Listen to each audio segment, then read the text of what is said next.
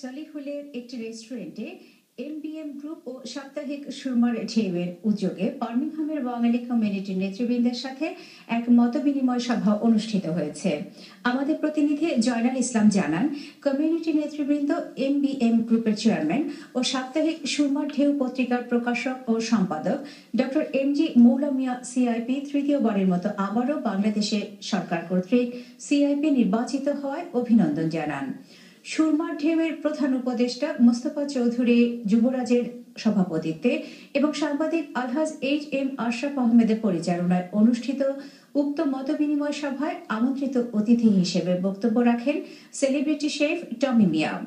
বক্তব্য রাখেন সোনালী সুপার মার্কেটের পরিচালক মোহাম্মদ গয়াস মিয়া, ভার্জিন মিডিয়ার কনসালটেন্ট নুরুল করিম, বিশিষ্ট ব্যবসায়ী আবু নসর মোহাম্মদ প্রমুখ। মতবিনিময় সভা থেকে জানানো হয়, আগামী কয়েক মাসের মধ্যে এমবিএম গ্রুপের রাজনগর ব্র্যান্ডের নিত্য প্রয়োজনীয় বিভিন্ন পণ্য ব্রিটেনের মার্কেটে পাওয়া যাবে।